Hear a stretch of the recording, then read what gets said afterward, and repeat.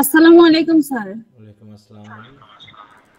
আসসালামু আলাইকুম স্যার। এই তো ওয়ালাইকুম আসসালাম। আচ্ছা, তো আশা করি সবাই ভালো আছো।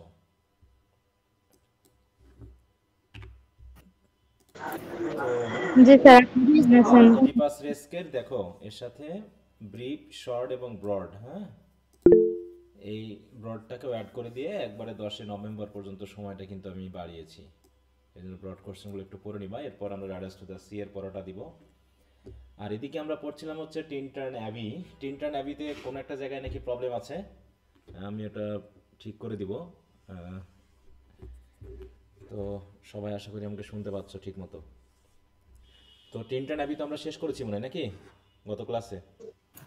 জি স্যার। জি স্যার। জি স্যার। তো সবাইকে একটু যেগুলো দিয়েছি অ্যানালাইসিস সহ আলোচনা, এক্সপ্লেনেশন, এগুলো কি একটু পড়েছো সবাই? জি স্যার। আচ্ছা, সব একদম পড়ে ফিনিশ করবা। যদি কোথাও স্যার কোনো কিছু বুঝতে অসুবিধা একটু কোয়েশ্চেনের যে হ্যাঁ বলো। স্যার কোয়েশ্চেনের যে কোটেশন গুলো ওগুলা না বইয়ের লাইনের সাথে মিলে না পুরোপুরি। পুরোপুরি মিলে না বলতে কোনগুলো? প্রশ্নে যেসব কোটেশন দেওয়া থাকে। প্রশ্নে কোটেশন দিয়েছি বলতে ব্রড, শর্ট এগুলোর ক্ষেত্রে? জি স্যার। কোনটার কোনটার? স্যার ইডিপাস রেস্কের। আচ্ছা, তো আমাকে দেখতে হবে মেলা না মেলার তো কথা না, হয়তো প্যারাফ্রেজ করা আছে শুধু, এরকম হতে পারে। ঠিক আছে, জি স্যার, প্যারাফ্রেজ দেওয়া। প্যারাফ্রেজ করা আছে এই জন্য। আচ্ছা, ওগুলো নিয়ে কোনো সমস্যা না। প্যারাফ্রেজিং এর ব্যাপার, প্যারাফ্রেজ করে দেওয়া আছে এই জন্য, যাতে তোমাদের একটু সুবিধা হয় এই জন্য। ঠিক আছে,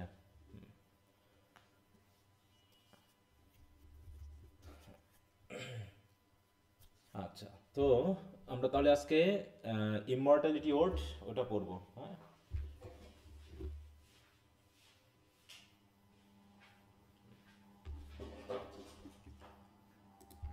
তো টিনটার অ্যাবিতে কারো কোনো সমস্যা আছে? থাকলে একটু বলতে না পারো। স্যার। আর যদি সমস্যা না থাকে তো ভালো। হ্যাঁ, তো ঠিক আছে।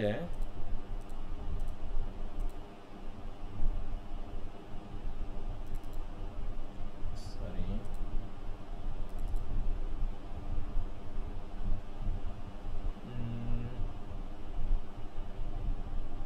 William Wordsworth.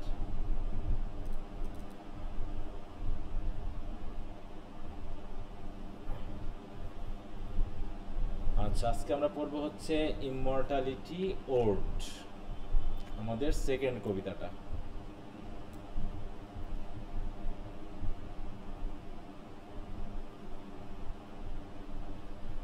আচ্ছা, প্রথমত হচ্ছে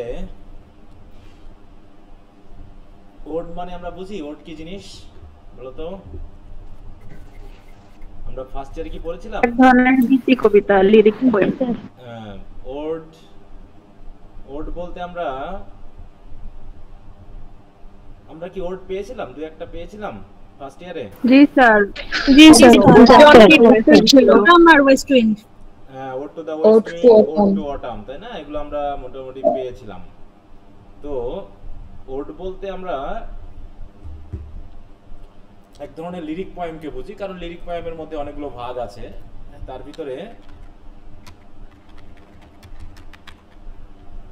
দেখো ওডের ব্যাপারটাকে যদি আমরা আরেকবার একটু রিভিশন দিই, তাহলে এটা হচ্ছে কি এক ধরনের লিরিক পয়েম যেখানে কোনো ব্যক্তি, তাই তো, কোনো বস্তু, যেমন আমরা ওড টু দ্য ওয়েস্ট উইন্ডে ওয়েস্ট উইন্ডকে অ্যাড্রেস করার দেখেছি। তারপরে হচ্ছে আমরা ওড টু অটামে অটামকে অ্যাড্রেস করে কোনো কিছু বলেছি, তাই না? আমরা অবশ্য সেকেন্ড ইয়ারে আরও কিছু ওড পাবো, জন কিটসের পাবো বিশেষ করে, যেমন ode on ode to nightingale, ode on a Grecian urn, হ্যাঁ, ওড টু স্কাইলার্ক, এরকম অনেক ওড পাবো, যেটা কি করা হয় অ্যাড্রেস করে কারো প্রেইজ করা হয়। দেখো, an ode is a serious and reflective lyric poem that is written to praise or celebrate a person, place or thing or idea.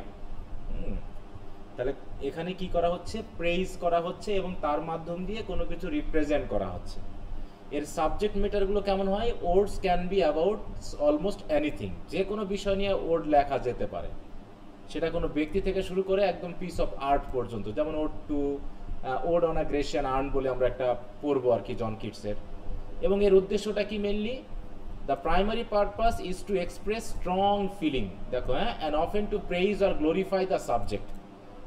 এর কাজ হচ্ছে কি মেইনলি এটা, হ্যাঁ, একটা স্ট্রং ফিলিংকে রিপ্রেজেন্ট করা বা এক্সপ্রেস করা, এবং সাথে সাথে praise or glorify the subject, এবং যে বিষয়টি নিয়ে আলোচনা করা হচ্ছে সেই বিষয়টাকে গ্লোরিফাই করা। কোনো যদি কোনো কবি মানে পোয়েম ইয়া হতে পারে, কি যেন বলে, যদি কোনো পাখি হয় সে পাখিকে হতে পারে, ঋতু হলে ঋতুকে হতে পারে। যেমন ওড টু দ্য ওয়েস্ট উইন্ডে কি, ওয়েস্ট উইন্ডের কি প্রশংসা করা হয়েছে না প্রথমে, বলো তো? প্রথমে ওয়েস্ট উইন্ডের প্রশংসা করা হয়েছে, তারপরে কবি তার নিজের অবস্থানটাকে দেখিয়েছেন। একইভাবে ওড টু নাইট ইয়াতে, ওড টু কি যেন আমরা পড়েছিলাম, অটাম আমরা কি প্রেইজ করতে দেখেছি, তাই না? অটামকে কি দেখছি যে অটামকে প্রেইজ করেছে, তাই তো? স্প্রিং এর সাথে কম্পারিজন করে তিনি দেখিয়েছেন অটামও কিন্তু কম মানে একটা মানে ভালো বা অ্যাট্রাকটিভ বা সাকসেসফুল ঋতু নয়, হ্যাঁ, এটা কম না, বরং অনেক ক্ষেত্রে স্প্রিং এর থেকেও বেশি। এরকম ভাবে প্রেইজ করার একটা পারপাস থেকে থাকে। তো যাই হোক, আমরা এখানে যে ওডটা পড়বো, এই ওডে মেইনলি একটা ফিলিং এক্সপ্রেস করা হবে, সেটা হচ্ছে কিসের, দেখো আমরা যদি একটু মিনিংটা খেয়াল করি, এর নামটা হচ্ছে ইমমর্টালিটি। কি বলা হচ্ছে এটা, বলো তো? ইমমর্টালিটি মানে কি বলো তো? ইমমর্টালিটি বলতে কি অমরত্ব। অমরত্ব মানে এখানে মেইনলি যে বিষয়টা নিয়ে কথা বলা হয়েছে সেটা হলো যে আমাদের সোল বা আমাদের আত্মা, এটা কি মরণশীল নাকি অমর? কোনটা আমাদের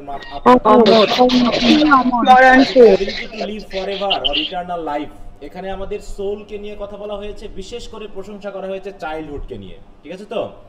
দেখো আমরা যদি একটু খেয়াল করি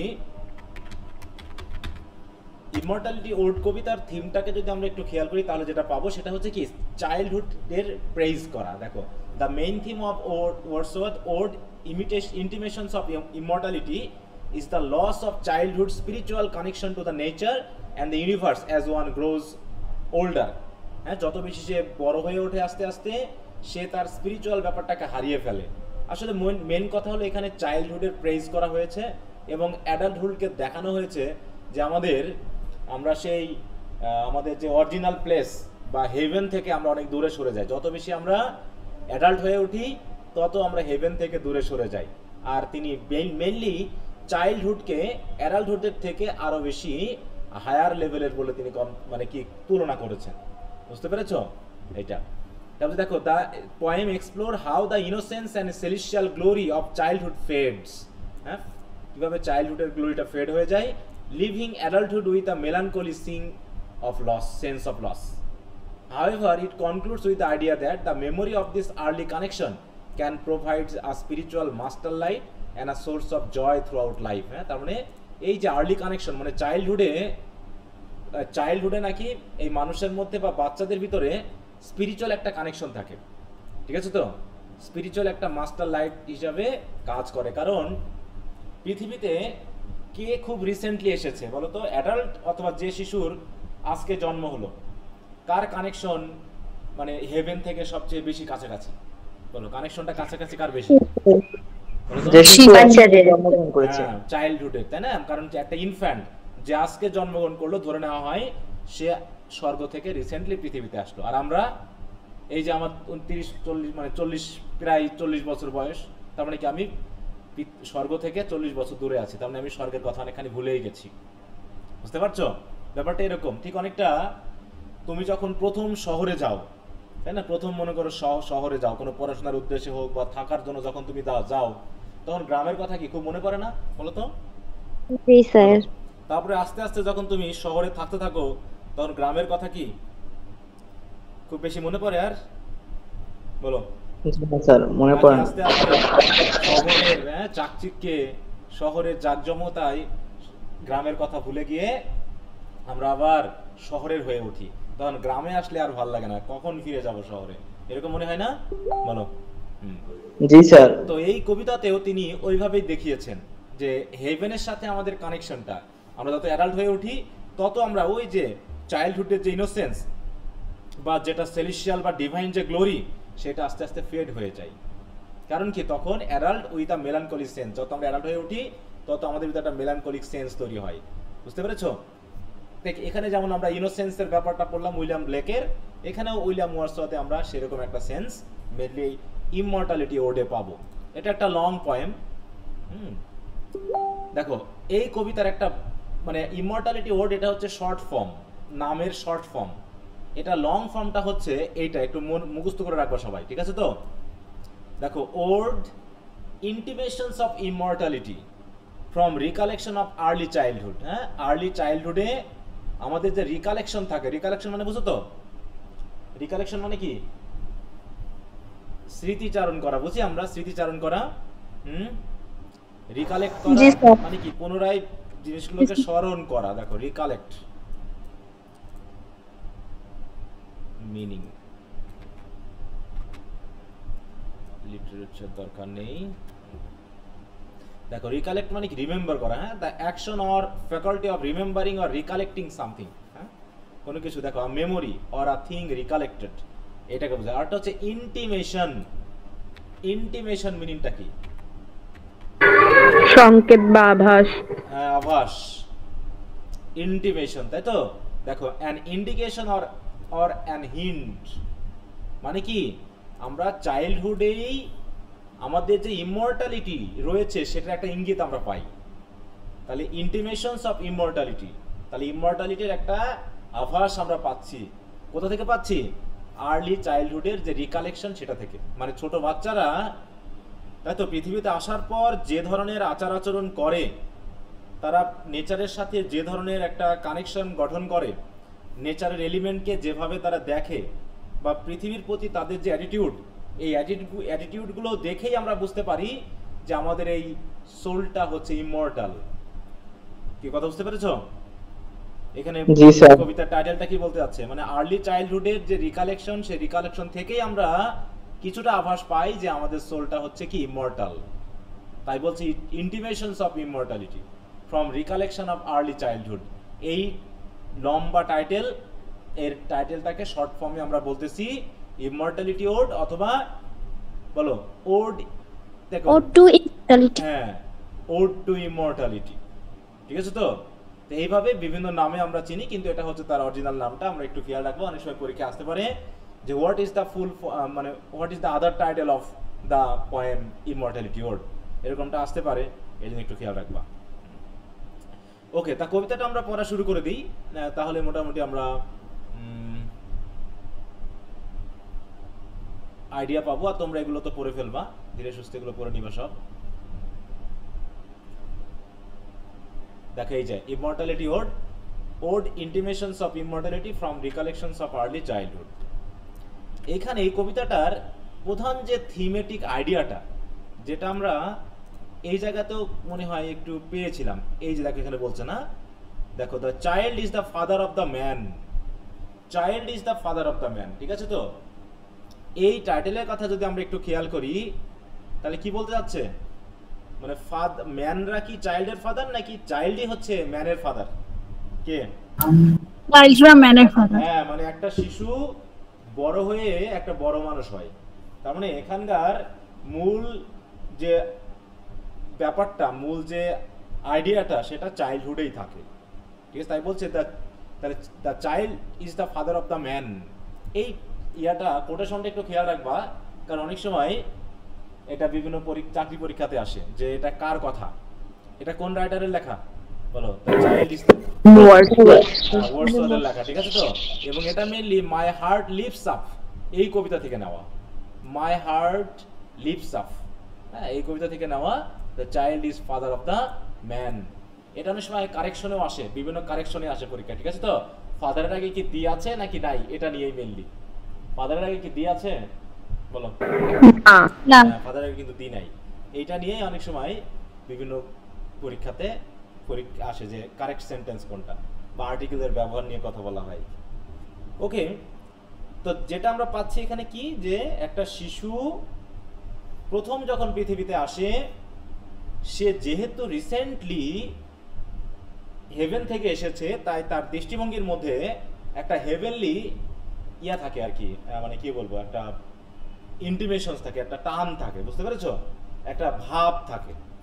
এই জন্য সে যেদিকেই তাকায় তার ভিতরে সে একটা হেভেনলি লাইট খুঁজে পায়। বুঝতে পেরেছো?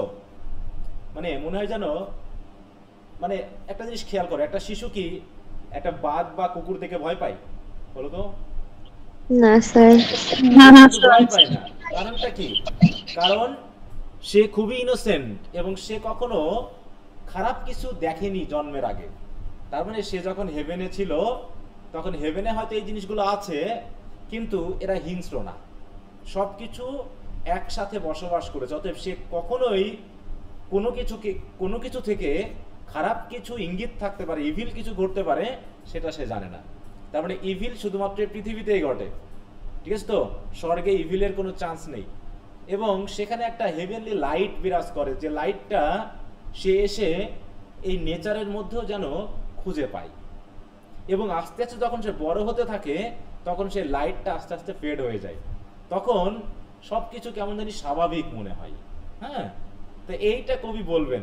দেখো, কবিও ঠিক বড় হয়ে গেছেন এখন, তাই তিনি এখন ফিল করছেন যে ছোটবেলায় যেগুলো আমার কাছে খুবই আকর্ষণীয় মনে হতো, আপিলিং মনে হতো, হেভেনলি মনে হতো, সেগুলো আর এখন মনে হয় না। কেন যে এখন মনে হয় না, সেই ব্যাপারটা ইঙ্গিত দিয়ে তিনি বোঝাবেন যে দেয়ার ওয়াজ আ টাইম। দেখো, দেয়ার ওয়াজ আ টাইম, এটা কোন টেন্স বোঝাচ্ছে? বর্তমান না অতীত? অতীত বোঝায়। একটু মিউট রাখো, কারণ মনে হয় আমি স্যার হ্যাঁ বলো। লেখার ফন্ট একটু বড় জন্য ভালো হইতো, দেখা একটু কষ্ট হয়। দেখো আরো বড় করতে জি। হবে? জি একটু বড়। বেশি বড় করলে আমার লাইনগুলো ইয়া হয়ে যায়, ঠিক আছে তো? এটা আমার কথা হচ্ছে কিন্তু রিপিট হচ্ছে, কার সাউন্ড হচ্ছে এখানে? আচ্ছা, তো সমস্যা নেই, দেখছি। তো দেখো, বলছে কি দেয়ার ওয়াজ আ টাইম, বলছে দেয়ার ওয়াজ আ টাইম মানে কি একটা সময় ছিল। মানে একটা সময় ছিল, কি ছিল তখন? when meadow, grove, stream, the earth and every common sight, মানে meadow মানে কি খোলা মাঠ, grove মানে কি বন জঙ্গল, stream মানে কি ঝর্ণা, পৃথিবী, আর্থ মাটি, এমনকি প্রত্যেকটা কমন দৃশ্য টু মি আমার কাছে মনে হতো যেন ডিড সিম। দেখো, হ্যাঁ, টু মি ডিড সিম মানে কি আমার কাছে মনে হতো কি অ্যাপারেলড ইন সেলিশিয়াল লাইট, তারা যেন সেলিশিয়াল বা হেভেনলি লাইট দ্বারা কি করা? অ্যাপারেল করা। অ্যাপারেল মানে কি কাভার্ড করা, বুঝতে পারছো? ঢেকে, ঢাকা, মানে সবকিছুর মধ্যে মানে মোড়ানো, যেটা ভালো কথা। হ্যাঁ, এক ধরনের ডিভাইন লাইটে যেন সবকিছু মোড়ানো ছিল। এটা কখন ছিল? বর্তমানে না এক সময়? এক সময় ছিল। The glory. স্যার গ্রুপ অর্থ কি বলেছেন? বলো। গ্রুপ মানে হচ্ছে বন জঙ্গল, ঘন বন জঙ্গল, ঠিক আছে? জি স্যার। হ্যাঁ, গ্রুভ, এটা তো আমরা মানে ইয়াতে পেয়েছিলাম না? দেখো, জি স্যার। হ্যাঁ, আমরা ইয়াতে পেয়েছিলাম, কিন্তু আগের কবিতা ইন্টারনেটে। হ্যাঁ, এটা বনকে বোঝায়, ঠিক আছে? স্মল কিন্তু মানে ঘন এরকম আর কি, ডিপ, এটাকে গ্রুপ বলা হয়, ঠিক আছে তো? এই যে এরকম জঙ্গলকে বোঝানো হয় গ্রুভ। তাহলে এই সব কিছুকে কবির কাছে কেমন মনে হতো বলো? ডিভাইন লাইট দিয়ে মোড়ানো, যেন সেলিশিয়াল লাইট দ্বারা অ্যাপারেলড করা, হ্যাঁ, গ্রুভ। এবং the glory and the freshness of a dream, এবং এগুলো দেখতে এমন মনে হতো যেন এর ভিতরে একটা গ্লোরি আছে। এবং সব, হ্যাঁ বলো। সেলেশিয়াল তো স্যার কি? স্বর্গীয়। ডিভাইন বা স্বর্গীয় বললাম না? সেলিশিয়াল মানে কি ডিভাইন। আমি প্রত্যেকটার মিনিং কিন্তু বলে দিচ্ছি, একটু খেয়াল রাখবা। অ্যাপারেল মানে কি কাভার্ড বা মোড়ানো, সেলিশিয়াল মানে কি ডিভাইন, স্বর্গীয়, ঠিক আছে? এবং এবং কি বলছে? The glory and the freshness of a dream, এবং সবকিছুর মধ্যে এক ধরনের গ্লোরি মানে কি? এখন বলো, গ্লোরি মানে কি? এক ধরনের জাঁকজমকতা, বুঝবে এখানে, ঠিক আছে তো? এক ধরনের জাঁকজমকতা। আর কি ছিল? ফ্রেশনেস, এক ধরনের সতেজতা, যেটা শুধুমাত্র স্বপ্নেই আমরা অনুভব করতে পারি। এমন কিছু আমি সব মানে দেখতাম বা অনুভব করতাম। সেগুলো কোন সময় বলো? ওই একটা সময় আগে। এবং একটা সময় বলতে এখানে চাইল্ডহুডকে বোঝানো হচ্ছে, ঠিক আছে তো? ইট ইজ নাও দেখো it is not now as it had been of your. Of your মানে কি? ইয়োর মানে কি? পূর্বে, বিফোর। হ্যাঁ, প্রাচীনকাল। হ্যাঁ, ইয়োর মানে কি? পূর্বে, মানে ওই যে ছোটবেলায়। এখানে আর প্রাচীনকাল বুঝবো না, এখানে আমরা বুঝবো হচ্ছে আমার ছোটবেলা, মানে আগে যেটা মনে হতো। হ্যাঁ, এই যে যেটা আগে মনে হতো, সে আগের সেই বিষয়টা এখন আর কি আছে না নাই? বলো। ইট ইজ নট নাও, এখন আর নেই। অ্যাজ ইট হ্যাড বিন, যেটা আগে ছিল। তাহলে আগে যেমনটা ছিল এখন আর তেমনটা নেই, তার মানে এগুলো কেমন জানি হারিয়ে গেছে। সুতরাং turn wheresoever I may, wheresoever মানে কি? যেখানে বা যেদিকেই, হ্যাঁ, যেখানে বা যেদিকেই আমি ফিরি না কেন এখন, বাই নাইট অর ডে, সেটা দিনে হোক বা রাতে হোক, আমি যেদিকেই ফিরি না কেন, the things which I have scene, যেগুলো আগে আমি দেখেছি। দেখো হুইচ আই হ্যাভ সিন তার মানে কি? The things which I have seen মানে কি? যেগুলো আমি আগে দেখেছি, I now can see no more, সেগুলো এখন আর আমি দেখতে কি পারি না। তাই তো, এখন আর দেখতে পাই না। তাহলে আগে যেগুলো, তার মানে আমি যেদিকেই ফিরি, যেদিকেই দেখি, আগে যেগুলো বুঝতাম, আগে যেগুলো দেখতাম, এখন আর সেগুলো দেখি না। কি বুঝতে পেরেছো? জি স্যার। হ্যাঁ, তার মানে এখানে একটা পার্থক্য এসেছে, দুটা কম্পারিজন। একটা হচ্ছে once upon a time the poet felt a celestial light, তাই তো, কাভার্ড এভরিথিং, হ্যাঁ, যে একটা সেলেস্টিয়াল লাইট সব কিছুকে কাভার্ড করেছিল এবং তিনি সেটা ফিল করতে পারতেন। But now time has gone and the poet has been adult, and সেই ধরনের লাইট, সেই ধরনের ফ্রেশনেস, সেই ধরনের গ্লোরি এখন আর তিনি কোনো কিছুর মধ্যেই দেখতে পান না। সেটা রাতে হোক আর দিনে হোক, আর যা কিছুই তিনি দেখুক না কেন, সব কিছু এখন কমন সাইট হয়ে গেছে। যেটা আগে কমন সাইট ছিল সেটা ছিল কেমন? সেলেস্টিয়াল লাইট দ্বারা আবদ্ধ, তাই তো, বা মোড়ানো, কিন্তু সেটা এখন আর নাই। বুঝতে পারছো? সেলেস্টিয়াল লাইট বলতে আসলে কেমন ধরনের লাইটকে বুঝি আমরা একটু দেখি তো। স্বর্গীয় আলো।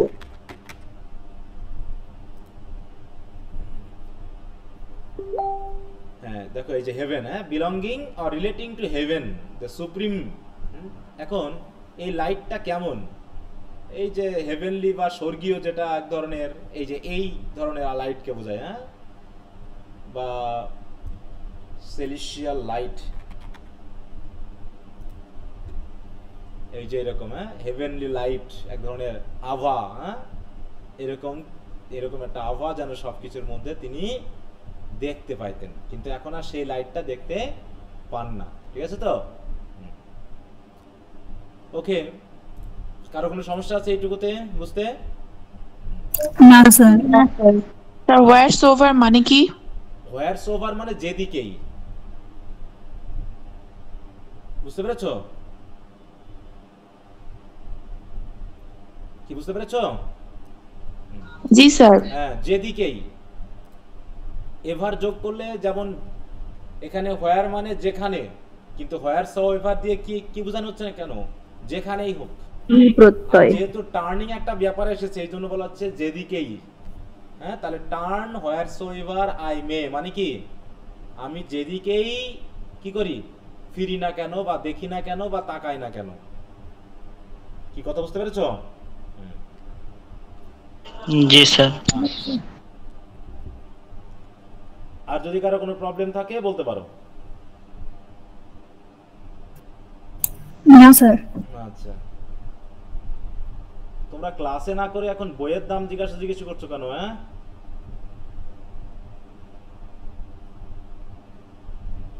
ক্লাসে যুক্ত না হয়ে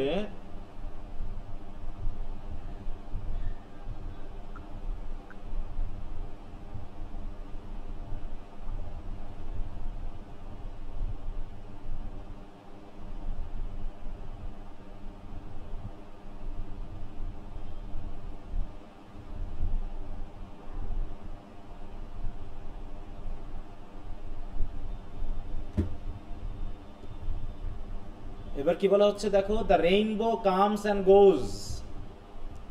রেইনবো আসে যায়। রেইনবো কি? রংধনু। রামধনু বা রংধনু, যেটাকে আমরা বলি, তাই তো? রেইনবো কি সবসময় থাকে? বলো। জি না স্যার, বৃষ্টি পরে দেখা যায়।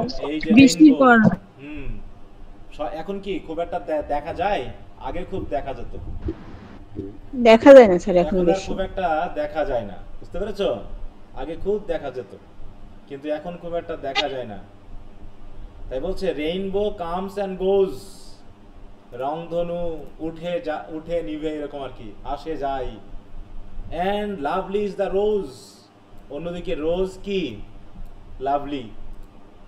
আর কি, the moon doth with delight look round her when the heavens are bare. হ্যাঁ, হেভেন্স মানে কি, এই জায়গায় আকাশ, যখন আকাশ শূন্য, আকাশ শূন্য মানে কি, যখন আকাশে মেঘ থাকে না, নাকি?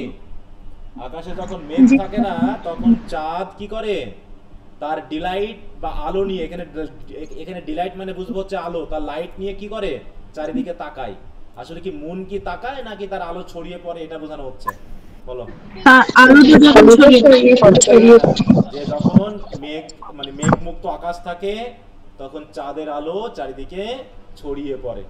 ওদিকে রেইনবো সুন্দর, রোজ সুন্দর। এখানে রোজ বলতে শুধু আমরা একটা ফুলকেই বুঝবো না, রাদার সব ফুলকে আমরা বুঝবো, যে রোজ এখানে সব ফুলকে আসলে রিপ্রেজেন্ট করছে।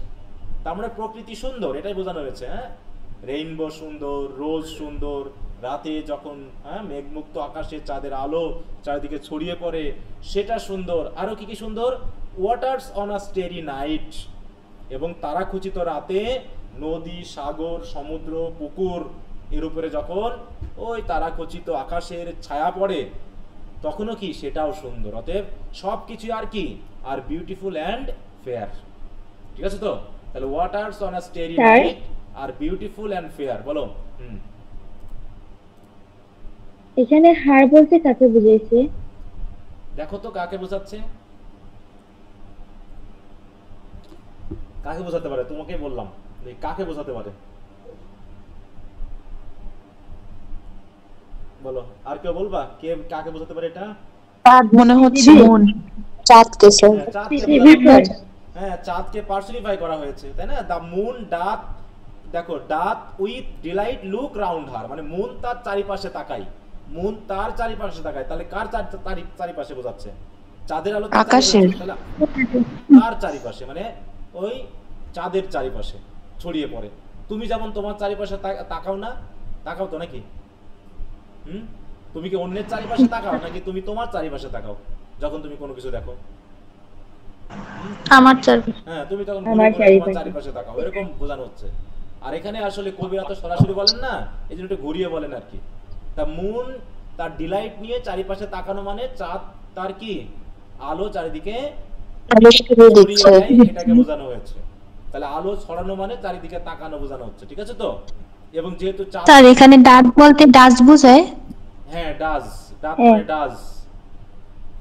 ফার্স্ট ইয়ারে পাওনি এরকম কিছু? ডাজ, ডাত পেয়েছিলাম? জি স্যার,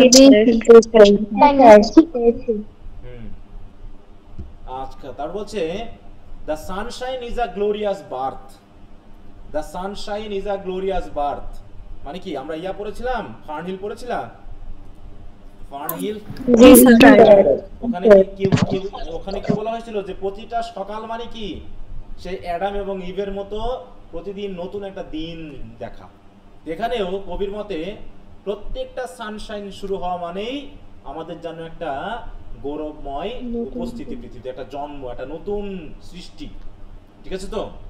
তাহলে প্রত্যেকটা সকাল, প্রত্যেকটা সানশাইন একটা গ্লোরিয়াস বার্থ আমাদের জন্য নিয়ে আসে। তাহলে সবকিছুই প্রকৃতি সুন্দর। রেইনবো, রোজ, মুন, তাতে মুনলাইটে হেভেন, স্টারি মানে কি তারাখচিত রাতে। এই যে তোমার এখানে ওয়াটার্স মানে শুধু পানিকে বোঝানো হচ্ছে না, কিন্তু ওয়াটার্স বলতে ওয়াটার বডিকে বোঝানো হচ্ছে। ওয়াটার বডি বুঝো? যেখানে যেখানে নদী, নালা, জলাশয় থাকে নাকি উন্মুক্ত পানি থাকে, সেগুলোকে ওয়াটার্স বলা হয়। নদী, নালা, সমুদ্র, খাল, বিল, এগুলোকে।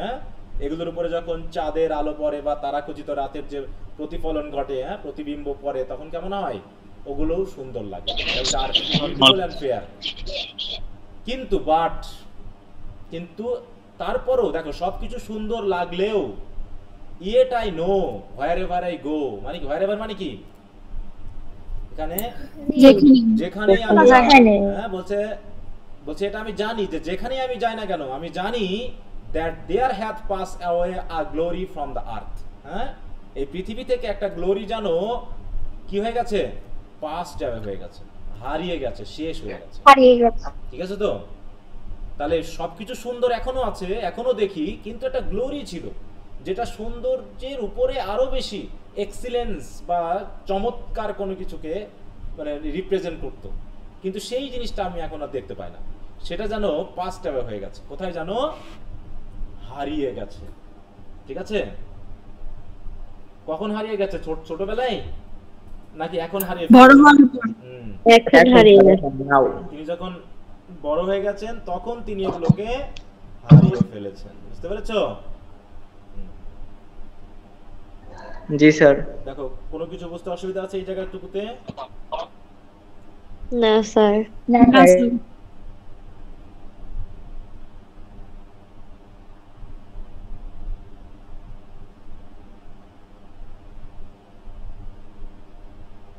আচ্ছা স্যার স্যার। একজন বলো। স্যার এখানে হার্ট যে দেওয়া আছে এটা তো হেড বুঝে, এখানে হার্ট না বলে এই যে এখানে আর কি হেড বলতে পারি না লাইনে? হ্যাঁ, তাই হ্যাত মানেই তো হ্যাজ, হ্যাজটাকে হ্যাত বলা হয়েছে। এগুলো পাওনি নাকি ফার্স্ট ইয়ারে? তোমরা পেয়েছিলাম, আমি তো ভাবছি তোমরা সব পাও, এগুলো জানো না এগুলো? জি স্যার। তাহলে দেয়ার হ্যাজ পাস্ট অ্যাওয়ে, এটা হয়ে গেছে হ্যাভ পাস্ট অ্যাওয়ে। হ্যাঁ, ডাথ, হ্যাভ, তারপরে এরকম কিছু আছে, হ্যাঁ, মেকড। ঠিক আছে তো? টিএইচ যুক্ত করা হয়ে থাকে অনেক সময়। এগুলো তৎকালীন সময় আর্কাইক ওয়ার্ড আগে ইউজ করা হতো, যেহেতু এটা টেক্সট তাই আমরা এখনো সেগুলো পাচ্ছি। বুঝতে পেরেছো? দাইন, হ্যাঁ, দাই, এগুলো ছিল না আগে? হ্যাঁ, সেই জিনিস। হ্যাঁ, ওকে, তাহলে এটুকু কারো সমস্যা নাই? না স্যার।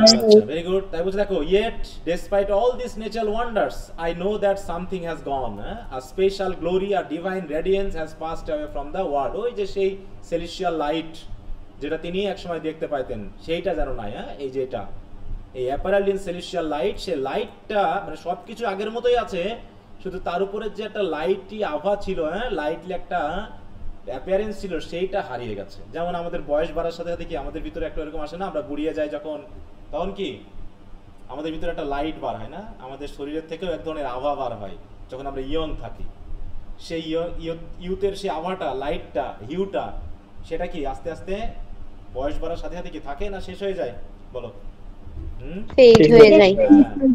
এটার সবচেয়ে মানে পিক আওয়ারে পৌঁছাই হচ্ছে 20 থেকে 25 বছরের মধ্যে। ঠিক আছে তো? এটা হচ্ছে পিক আওয়ার আমাদের। এটা 13-14 থেকে শুরু হয়, আর এটা মোটামুটি 23-24 বছর পর্যন্ত থাকে আমাদের শরীরে একটা আভা। হ্যাঁ, তারপরে আস্তে আস্তে সেগুলো শেষ হয়ে যায়। ঠিক ওইরকম প্রকৃতির মধ্যেও মানে প্রত্যেকটা ফুলের ক্ষেত্রেও আমরা দেখি, ফুল যখন প্রথম ফুটে তখন তার মধ্যে এক ধরনের কি সুন্দর একটা আভা থাকে, হ্যাঁ, হিউ বলা হয় যেটাকে। হ্যাঁ, সেই হিউটা আস্তে আস্তে হারিয়ে যায় যখন ফুলটা আস্তে আস্তে পাকতে শুরু করে বা বয়স হতে শুরু করে। তো প্রকৃতির মধ্যেও তিনি এরকমটা দেখতে পাচ্ছেন। এটা আসলে প্রকৃতির ঘটনা, এটা হচ্ছে তার চোখের সমস্যা। হ্যাঁ, যেমন আমরা যে ধরনের চশমা পরি, যে কালারের চশমা পরি, অনেক সময় কি কালারটা কি চেঞ্জ হয়ে যায় না? বলো। জি স্যার। আসলে ব্যাপারটা হচ্ছে আমাদের বয়স বাড়ার সাথে সাথে আমাদের দৃষ্টিভঙ্গিও চেঞ্জ হয়ে যায়। ঠিক আছে তো? ওই দৃষ্টিভঙ্গি চেঞ্জের ব্যাপারটার সাথে সাথে আমাদের পরিস্থিতি বা আশেপাশের বিষয়গুলো আগে যেমনটা লাগতো সেইভাবে আর ধরা দেয় না, এটা বোঝানো হয়েছে। এরপর কি বলছে একটু বড় করে নিই।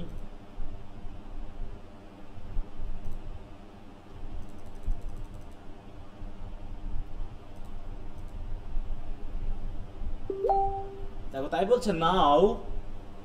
না মানে কি এখন, তাই তো? না মানে কি এখন না তখন? এখন।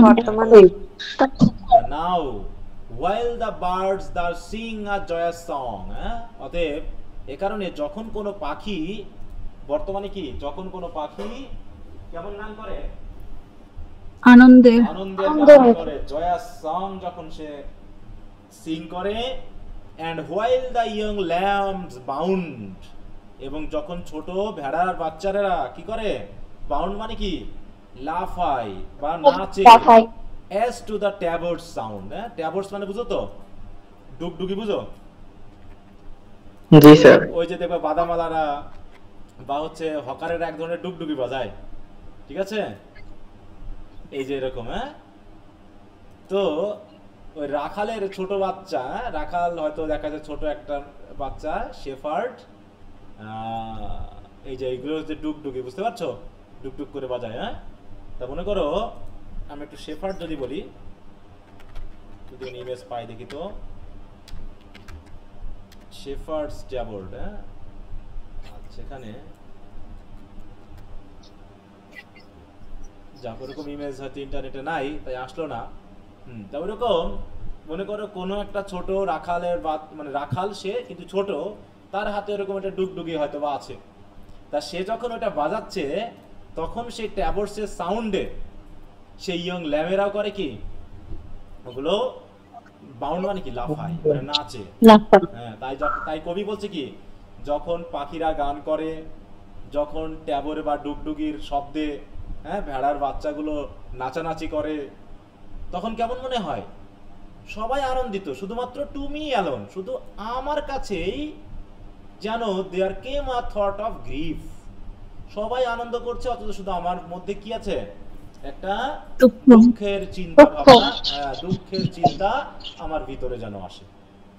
সবাই কত খুশি, হ্যাঁ, পাখি গান করছে, ভেড়া নাচানাচি করছে, ছোট বাচ্চা তার ট্যাবর বাজাচ্ছে, সবাই খুশি, শুধু আমার কাছে মনে হয় আমি যেন যত রাজ্যের দুঃখ নিয়ে বসে আছি। হ্যাঁ, তাই there came a thought of grief and a timely utterance. আর যখন আমি এই দুঃখটাকে যখন আমি আটার করি, দেখো আটার মানে কি, বলা বা প্রকাশ করা, মানে যখন আমার মনটা দুঃখে ভরে যায়, সেই দুঃখটাকে যখন আমি কি করি বলো, আটার করি, হ্যাঁ, মানে বলি বা প্রকাশ করি, তখনই সেটা কি হয়, গেভ দ্যাট থট রিলিফ। তখন সেই দুঃখের চিন্তাটা কেমন জানি আমি কি হই, মুক্ত হই, বা দুঃখের চিন্তা থেকে আমি স্বস্তি লাভ করি। And again I am strong, এবং তখন আমি আবার কেমন হয়ে উঠি, আবার আগের মতো শক্তিশালী হয়ে উঠি। তার মানে ওই যে আনন্দের মুহূর্তের সময়ে যখন সবাই আনন্দিত, সবাই খুশি, তুমি মিউট রাখো, তখন শুধু আমার কাছেই মনে হয় যেন আমি দুঃখী। কারণ কি, কারণ আমি যে তাদের সাথে আনন্দ করতে পারছি না, কারণ সেই আনন্দের যে সময়টা সেটা তো শেষ হয়ে গেছে।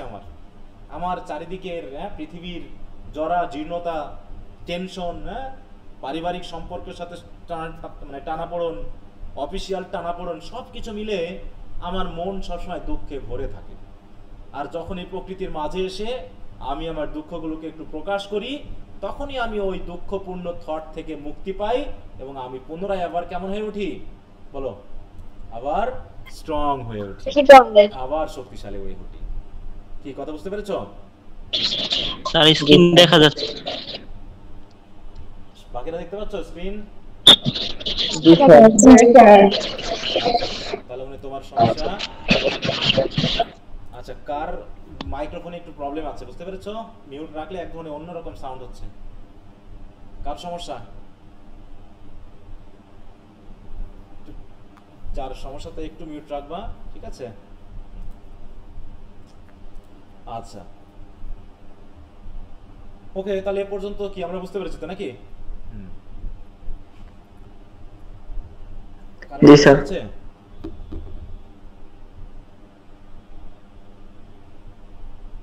না স্যার। আচ্ছা, এবার হচ্ছে the cataracts blow their trumpets from the steep. Cataracts মানে বুঝো, আগের কবিতা পেয়েছিলাম, জলপ্রপাত। হ্যাঁ, জলপ্রপাত, তাই তো, যেখান থেকে ওই উঁচু পর্বত থেকে যে পানি পড়ে, হ্যাঁ, ওই পানির পতনটাকে বলা হয় জলপ্রপাত বা ক্যাটারেক্টস। তো ক্যাটারেক্টসের যে সাউন্ড, সেটা তো তিনি টিনটান অ্যাবিতেও শুনতে পেতেন নাকি? হ্যাঁ, যে ক্যাটারেক্টস জঙ্গলের ভিতরে আছে, পানির পতন, তিনি শুনতে পেতেন তার সাউন্ড। তা কবি আবার এখানে ক্যাটারেক্টসের সাউন্ডকে কি বলে সম্বোধন করেছে? Blow their trumpet. ট্রাম্পেট মানে বুঝো তো? ট্রাম্পেট। ভেপুর মতো শব্দ। হ্যাঁ, বলো ট্রাম্পেট কেমন? ভেপু, ভেপু বাজায় সে ভেপুর মতো। হ্যাঁ, ভেপু কি? হাসি। এই যে সে বিয়ের বা হচ্ছে সেনাবাহিনীরা বাজায় না, এইরকম, ঠিক আছে তো? সানাই। হ্যাঁ, না এটা সানাই না, সানাই অন্য জিনিস, ঠিক আছে তো? এটা এটা সানাই না, সানাই আর একটু চিকন হয়। সানাই কেমন হয় দেখছো? সানাই কখনো কালো হয় এবং একটু চিকন হয়। আরে সানাই আমরা কি ছবি পাইলাম? সানাই বাঁশি, তাই দি এই যে এরকম, হ্যাঁ দেখতে পাচ্ছ? এই যে দেখো, এই ধরনের বাঁশি যেটা চিকন সাউন্ড হয়, আর এগুলো একটু মোটা সাউন্ড হয়, বুঝতে পেরেছো? এগুলো কর্নেট বলা হয় আমাদের এদিকে, কর্নেট। হ্যাঁ, কর্নেট বাঁশি, যেটা সেনাবাহিনী বা বিশেষ করে পুলিশেরা বাজায় না। এই যে দেখো কর্নেট বাঁশি বলা হয় এটাকে, হ্যাঁ, এই যে কর্নেট, এই যে বাঁশিটা খুব বাতাস লাগে, হ্যাঁ, আর এমন ইয়া করে বাজায় যে তার মুখ দিয়ে থুতু বার হয়ে এইগুলো দিয়ে পড়ে, বুঝতে পারছো? এইরকম আর কি।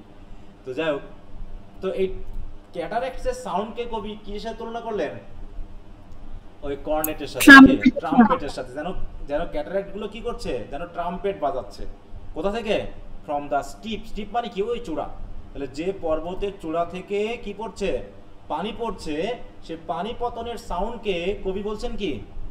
যেন ট্রাম্পেটের সাউন্ড, সেটা দূর থেকে শুনতে পান। স্যার ট্রাম্পেটের বাংলা কি? বলো। ট্রাম্পেটের বাংলা? ট্রাম্পেটের বাংলা খুঁজবা কেন? তুমি কি টেবিলের বাংলা বলো তো আমাকে। বলো। ট্রাম্পেট একটা বাঁশি না, বুঝতে পেরেছো? মোবাইলের কি বাংলা হবে? তো ট্রাম্পেটের ওইরকম কোনো বাংলা আমার জানা নেই, বুঝতে পেরেছো?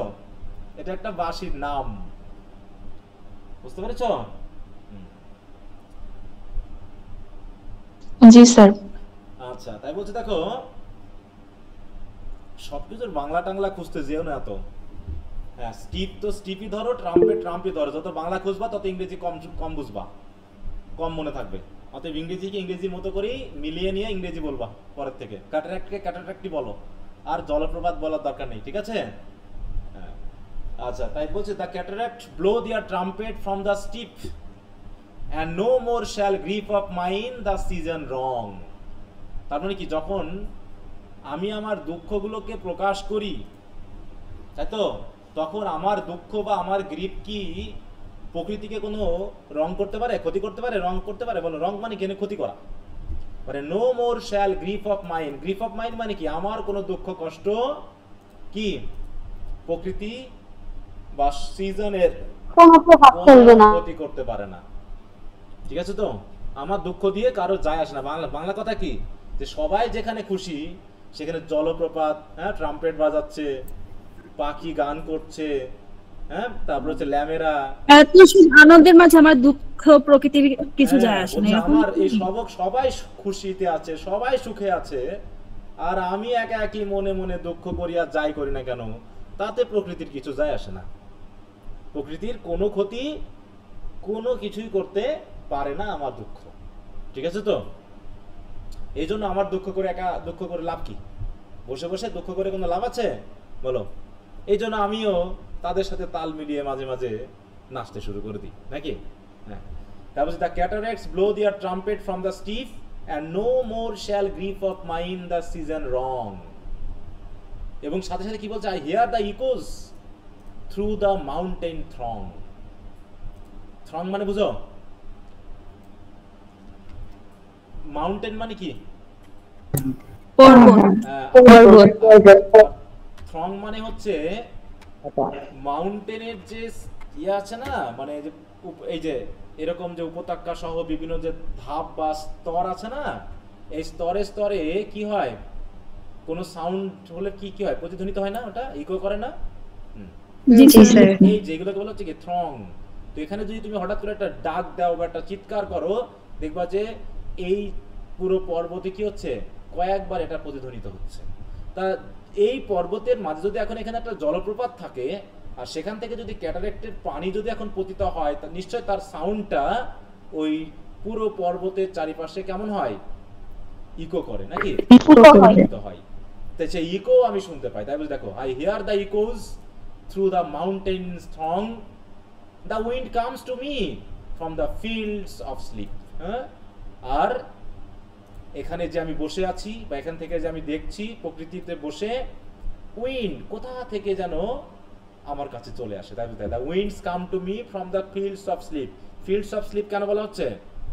কারণ যেখানে রয়েছে কি নির্জনতা, যেখানে আছে কি বলো নিস্তব্ধতা, হ্যাঁ সেই নিস্তব্ধ জায়গা থেকে যেন বাতাস বয়ে আমার কাছে এক ধরনের নিস্তব্ধতা নিয়ে আসছে। বুঝতে পেরেছো? এই জন্য বলা হচ্ছে ফিল্ডস অফ স্লিপ। তাহলে ফিল্ডস অফ স্লিপ বলতে কি বোঝানো হচ্ছে? যেখানে মানুষজন আছে নাকি না? নির্জন, নির্জন জায়গা। হ্যাঁ নির্জনতা, তাই তো? হ্যাঁ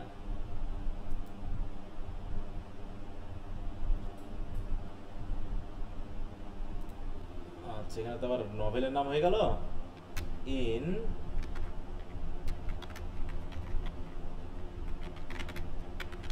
দেখি এখান থেকে কোনো মিনিং আমরা আনতে পারি কিনা। দেখো এখানে অবশ্য সিম্বলিক্যাল মিনিংটা দেওয়া হয়েছে। দেখো এখানে fields of sleep not a literal place but a metaphor for the state of pre-existence and the state of human birth। এটা মেটাফরিক্যাল মিনিং, কিন্তু এখানে তিনি লিটারাল মিনিংটা যেটা আমরা বুঝতে পারছি সেটা হলো কি যে হয়তো যেখানে লাইফ নেই, ঠিক আছে তো, যেখানে লাইফ এক্সিস্ট করে না এমন জায়গাকে মেনলি প্রথমত নির্দেশ করা হচ্ছে। আর সিম্বলিক মিনিং এ গেলে পারে আমরা পাবো কি ফিল্ডস অফ স্লিপ মানে হচ্ছে পরজগৎ। বুঝতে পেরেছো? যেখানে আমরা ঘুম থেকে উঠলে পারে জীবন, আর ঘুমিয়ে পড়লে মানে কি, ঘুমিয়ে পড়লে কি মৃত্যু নাকি? মানে শিশু জন্মগ্রহণ করা মানে কি ঘুম থেকে ওঠা, তো আর ঘুমিয়ে পড়া মানে হচ্ছে পরজগতে চলে যাওয়া। তো সেখান থেকে তো এটা ইয়া করছে না, ওটা জাস্ট রিপ্রেজেন্ট করছে মেটাফরিক্যালি। তারপরে আসছি, তাহলে দেখো মানে মূল কথা হলো মাঝে মাঝে কবিতার দুঃখের কথা বলতেছে আর প্রকৃতির দিকে তাকিয়ে প্রকৃতির আনন্দের কথা বলছে। তাই বুঝে দেখো অল দ্য আর্থ ইজ গে। গে মানে বুঝছো তো খুশি বা আনন্দিত নাকি? তাহলে পুরো পৃথিবী কি এখানে গে, আনন্দিত, জয়াস। শুধু আমি কি, আমি শুধুমাত্র গ্রিভ করছি, আমি শুধু দুঃখ করছি, যদিও আমার এই দুঃখ কষ্ট প্রকৃতির কোনো কি করছে না, প্রকৃতির আনন্দে কোনো বাধা সৃষ্টি করছে না। দেখো আবার কিছুক্ষণ বলার পর আবার বলছে কি land and sea give themselves up to jollity. এই ল্যান্ড বলো সি বলো সবাই কি করছে, সবাই জলিটি মানে কি আনন্দের সাথে নিজেদেরকে কি করে রাখছে বলো। গিভ আপ মানে কি, গিভ আপ টু মানে নিজেদেরকে কি করা, জড়িয়ে রাখা, তাই তো? মানে তারাও আনন্দ করছে এরকম আর কি বিষয়টা, তারাও আনন্দিত এই অর্থে ব্যবহার করা হয়েছে। তাই বলছে দেখো গিভ আপ টু জলিটি, তাহলে land and sea give themselves up to jollity and with the heart of May doth every beast keep holiday. হ্যাঁ দেখো, এবং হার্ট অফ মে মানে বুঝো তো, মে ঋতুটা প্রধানত ইংরেজি সাহিত্যের ক্ষেত্রে খুবই পজিটিভ একটা পরিবেশকে নির্দেশ করে, তাই না? যেমন আমরা shall I compare thee to a summer's day পড়েছিলাম, বলো মে পড়েছিলাম, তাই না? মে মেইনলি অনেকটা আমাদের এখানকার স্প্রিং এর মতো দেখে ওখানে, তাই তো? তাই বলছে with the heart of May, মানে যেখানে মে ঋতু চলছে, আর এই জন্য এটা হচ্ছে হার্ট অফ মে। আর হার্ট অফ মে মানে প্রকৃতি নতুন ভাবে নিজেকে সাজিয়েছে, সুন্দর ফুল, সবুজ গাছ, হ্যাঁ পুরো মানে কি গ্রাসি মেডো, সবকিছু মিলে কবির কাছে মনে হচ্ছে যেন মে চারিপাশে তার হার্ট নিয়ে নিজেকে উপস্থাপন করেছে, নিজেকে প্রকাশ করেছে। আর এই হার্টের মধ্যে দেখো with the heart of May doth every beast, beast মানে কি বলো, প্রত্যেক পশু পাখি, এখানে বিস্ট বলতে শুধু পশুকে বোঝাবে না, প্রত্যেকটা জীবকে বোঝাবে, তাই তো? সব জীব যেন কি করছে, হলিডে করছে।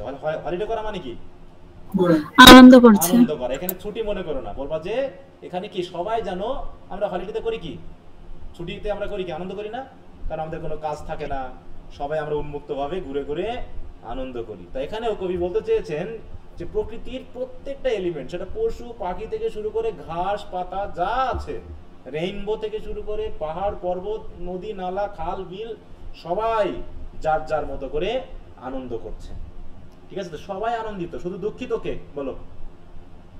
সবকিছু এই কবি শুধুমাত্র দুঃখিত, আর তার দুঃখে কিছু যায় আসে বলো? না স্যার, তার দুঃখে কিছু যায় আসে না। এবার কবি বলছেন এবার চাইল্ডহুডে ফিরে আসছেন। দেখো, দাও চাইল্ড অফ জয়, মানে তিনি হয়তোবা কোন একটা উন্মুক্ত মাঠে যেখানে ছোট বাচ্চারা বা শেফার্ড বয়েরা কি করছিল, ভেড়া চড়াচ্ছিল এবং নিজেরা খুব আনন্দ করছিল, ঠিক আছে? তো তাদের সাথে মিলিয়ে তিনিও ঘুরছিলেন, ঘুরতে ঘুরতে তাদের আনন্দ উপভোগ করছিলেন। তাই তিনি এখন সবকিছুকে অ্যাড্রেস করার পর তিনি এখন চাইল্ড অফ জয়কে অ্যাড্রেস করেছেন। চাইল্ড অফ জয় কেন বলা হচ্ছে? কারণ এই চাইল্ড জয় ছাড়া তো আর অন্য কিছু বুঝে না। বুঝে? তারা কি দুঃখ বুঝে?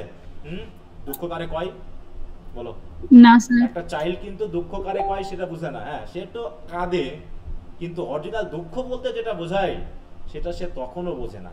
তাই কবিতাকে চাইল্ড অফ জয় বলে সম্বোধন করে বলছে, শাউট রাউন্ড মি, তুমিও আনন্দে আমার চারপাশে চিৎকার করে ওঠো। লেট মি হিয়ার দাই শাউটস, কারণ আমি তোমার চিৎকার শুনতে চাই। কি কেমন সাউন্ড? হ্যাঁ, সুখের চিৎকার। হ্যাঁ, দাও হ্যাপি শেফার্ড বয়, তিনি শেফার্ড বয়কেও হ্যাপি বলছেন, শুধু নিজেকে ছাড়া। মানে মূল কথা হলো ল্যাম্ব থেকে শুরু করে পশু পাখি গাছপালা সবাই যেন কবির কাছে কি হ্যাপি, শুধুমাত্র কবি নিজে ছাড়া।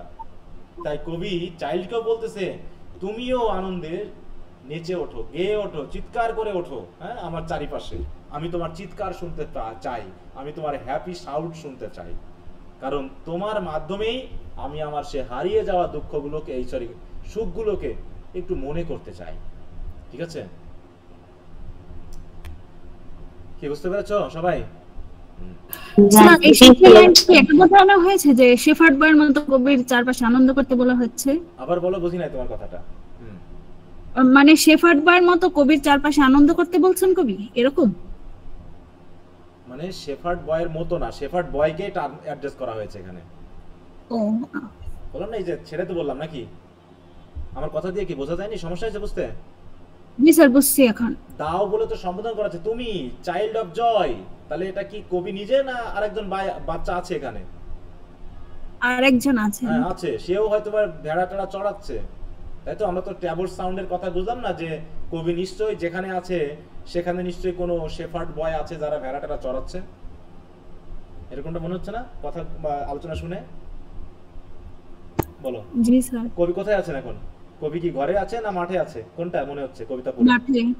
মাঠে আছে। হ্যাঁ, তিনি একটা হয়তো উন্মুক্ত ফিল্ডে যেখানে ভেড়া টেড়া চড়ছে সেখানে তিনি আছেন। তার পাশে হয়তো নদী আছে, তার পাশে ঝর্ণা আছে, তার পাশে বন আছে, হ্যাঁ, পর্বত আছে, সবকিছু আছে, এবং সেগুলোকে তিনি দেখছেন আর সেগুলোর আনন্দকে, মানে তার কবির কাছে মনে হচ্ছে তারা আনন্দ করতেছে।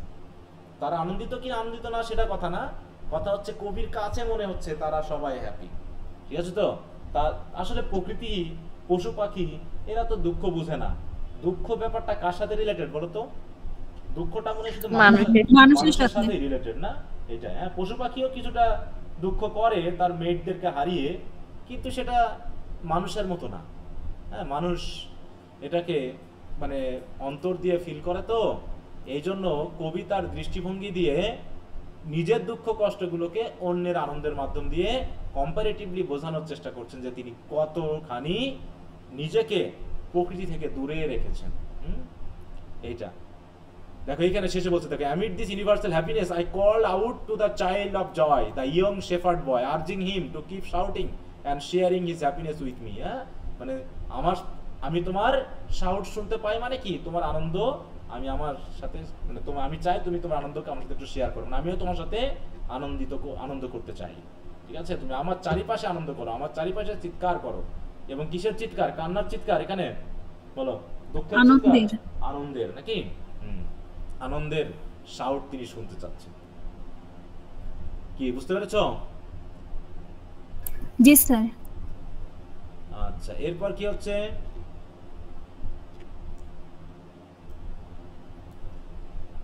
Blessed creatures. দেখো এরপর তিনি প্রত্যেকটা ওই যে বিস্ট বা বার্ড বা ল্যাম্ব সবাইকে তিনি কি বলে সম্বোধন করলেন বলো?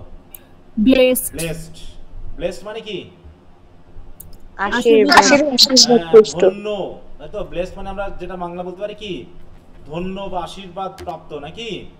হ্যাঁ, দেখো, মেড হলি অর কনসিক্রেটেড বা পবিত্র। যদি আমরা একটু মিনিং ইন বাংলায় দেখি তাহলে কি বসবে? দেখো, এই যে ধন্য, পবিত্র, সুখী, ঠিক আছে তো, যেটাই আমরা আনি। তাই তিনি তাদেরকে বলছেন কি, ব্লেস ক্রিয়েচার্স। হ্যাঁ, একটু বড় করে নিয়ে এটা, I have heard the call, bless creatures, I have heard the call, মানে কি, আমি তোমাদের ডাক শুনতে পেয়েছি। যে ডাক কি করছো, ইয়ে টু ইচ আদার মেক, তার মানে কি, তোমরা একজন আরেকজনকে যে নামে ডাকো, যে বা যে সব শব্দ দিয়ে ডাকো, সেই শব্দ বা সেই ডাক আমি শুনতে পেয়েছি। মানে তোমাদের ভিতরে যেটা কানেকশন আছে, তোমাদের ভিতরে যেটা লিংক আছে, সেটা আমি বুঝতে পেরেছি। I see the heavens laugh with you in your jubilee. Jubilee মানে বুঝো তো, এখানেও আনন্দ নাকি, মানে তোমাদের এই খুশির যে অ্যাক্টিভিটি, তাই তো, আনন্দের যে অ্যাক্টিভিটি, সেই অ্যাক্টিভিটির সাথে সাথে আকাশও যেন কি করছে, তোমাদের দেখে কি করছে, হাসছে, মানে কি আনন্দ করছে নাকি। তাহলে I see the heavens laugh with you in your jubilee, তাহলে শুধু যে তোমরা খুশি, শুধু যে তোমরা আনন্দ করছো শুধু তাই না, পুরো আকাশও যেন তোমাদের দিকে তাকিয়ে খুশিতে সেও যেন হাসছে। আকাশের হাসি বলতে কি বোঝানো হচ্ছে, পরিষ্কার আকাশ নাকি, সুন্দর, হ্যাঁ, একটা হেভেনলি লাইট চারিদিকে ছড়িয়ে দিয়ে মনে হচ্ছে যেন আকাশও তোমাদের খুশিতে খুশি হয়ে আছে। এবং দেখো, আমি যে দুঃখে ছিলাম, সেই দুঃখ হারিয়ে আমার হার্টও, my heart is at your festival. হ্যাঁ, ফেস্টিভ্যাল মানে কি, এখানে উৎসব বোঝাচ্ছে, আনন্দ আছে, আনন্দময় অ্যাক্টিভিটি নাকি, হ্যাঁ, এই যে হ্যাপি অ্যাক্টিভিটি। তাহলে আমারও হার্ট তোমাদের অ্যাক্টিভিটির সাথে কখন যেন যুক্ত হয়ে গেছে, আমিও আনন্দ করছি। তাহলে মাই heart is at your festival, my head hath it's coronal, আমার মাথাতেও, করোনাল মানে বুঝো তো, যেমন মেয়েরা বিশেষ করে যখন দেখো কোনো উৎসব হয়, তখন ফুল টুল দিয়ে মালা টালা মাথায় টাথায় পরে না, বলো। এখানে আবার অন্য কিছু দেখাচ্ছে, দেখি আমি একটু আনতে পারি কিনা। মানে ফুলের মালা দিয়ে তৈরি এক ধরনের মুকুট টাইপের, যেখানে মনে করা হয় যে সেও কি তাদের সাথে, যেমন যে বৈশাখী মেলা, বিশেষ করে না, বৈশাখী মেলা বা বসন্তের সময়, অথবা কি যেন একটা ডে আছে, কি যেন নামটা, ফেব্রুয়ারির দিকে হয়, ভালোবাসা দিবস, ভ্যালেন্টাইন ডে নাকি। হ্যাঁ, তা সেই ভ্যালেন্টাইন ডে তে ফুলের মালা গুজে, হ্যাঁ, মেয়েরা বিশেষ করে সেই রকম আর কি। তাই my head hath it's coronal, the fullness of your bless, হ্যাঁ, যেন আমি আমার মাথাতেও তোমাদের আনন্দের, তোমাদের আশীর্বাদের ফুলনেসের যে করোনাল, সেটা যেন আমার মাথাতেও আমি পড়েছি আর কি। মানে মূল কথা হলো, আমিও কি করছি, তোমাদের সাথে যুক্ত হয়ে গেছি, আনন্দ করছি, তোমাদের আনন্দে আমিও যুক্ত হয়ে গেছি। আই ফিল, আমি অনুভব করতে পারছি, আই ফিল ইট অল, হ্যাঁ, আমি সব কিছু এখন তোমাদের আনন্দের সাথে আনন্দে যুক্ত হয়ে সব কিছু ফিল করতে পারছি, ঠিক আছে তো। সুতরাং ও ইভিল ডে, বর্তমান ডেকে তিনি ইভিল বলছেন, কারণ যে বয়স, এই ডে বলতে শুধু দিনকে না, বরং তার বয়সকে তিনি বোঝাচ্ছেন। হ্যাঁ, যে এই যে আমি যে মন খারাপ, আমার যে মন খারাপ, এই মন খারাপ দিয়ে নিজের কাছে মনে হচ্ছে আমি যেন ইভিল হয়ে গেছি। সবাই যেখানে খুশি, সেখানে আমি কেন দুঃখ নিয়ে এসে তাদের আনন্দকে মাটি করতে এসেছি। তাই বলছি কি, দেখো, ইফ আই ওয়ার সালেন মানে কি, গোমরা মুখ, হ্যাঁ, যে যেখানে পুরো পৃথিবী, হোয়াইল আর্থ হারসেলফ ইজ অ্যাডর্নিং, হ্যাঁ, যেখানে পুরো পৃথিবীটা, পুরো বিশ্বটা, মানে মহাবিশ্বটা বা আর্থ নিজেকে এত সুন্দর করে হ্যাপিনেসে অ্যাডর্নিং করে রেখেছে, সজ্জিত করে রেখেছে, সেখানে আমি এমন গুমরামুখ হয়ে থেকে লাভ কি, লাভ আছে বলো। মনে করো সবাই খুশি আর তুমি একাই মন খারাপ করে বসে আছো, তাতে কি কারো কিছু কি যায় আসে? বলো না, যায় আসে না, কোনো কিছু যায় আসবে না। তাই বলছে ও ইভিল ডে, এই বয়সে এসে আমার যেন সবকিছুতে দুঃখ, সবকিছুতে কষ্ট, সবসময় একটা গুমরা মুখ নিয়ে আমি যেন আছি, মন খারাপ করে আছি, যেখানে পুরো পৃথিবীটাই, এখানে হারসেল বলতে কাকে বোঝানো হচ্ছে বলো? বলো তো হারসেলফ কে? পৃথিবীর পৃথিবী নিজেই। হ্যাঁ, দা হোয়াইল আর্থ হারসেলফ মানে কি পৃথিবী নিজেই এখানে নিজেকে আনন্দে সজ্জিত করে রেখেছে, সেখানে আমি এভাবে গুমড়ো মুখে থেকে লাভ কি? This sweet May morning and the children are calling on every side. দেখো এই যে সুন্দর, হ্যাঁ, সুইট মে মর্নিং মানে কি মেয়ের বা সামারের এই সুন্দর সকাল, আর কি করছে ছোট বাচ্চারা কি করছে ঘুরে ঘুরে দেখো মাউন্টেনের সাইডে সাইডে তারা করছে কি কালিং মানে বুঝো তো? কালিং মানে কালেক্ট করা বা সংগ্রহ করা, ফুল তোলা। কালিং মানে কি বলো? ফুল তোলা, ঠিক আছে তো? সংগ্রহ করা। হ্যাঁ, সংগ্রহ করা। তার মানে বাচ্চারা করছে কি, তার মানে কবি যেখানে আছে সেখানে ওপেন ফিল্ড। দেখো এই যে সংকলন করা, বাছাই করা, বাদ দেওয়া, এটা অন্য অর্থে বোঝানো হয়েছে। কালিং কালিং কালিং পশু পাখি অর্থে বোঝানো হয়েছে, কিন্তু এখানে আসলে ওই কালেকশন করা অর্থে বোঝাবে ফুল, তাই তো? কালিং অফ ফ্লাওয়ার্স,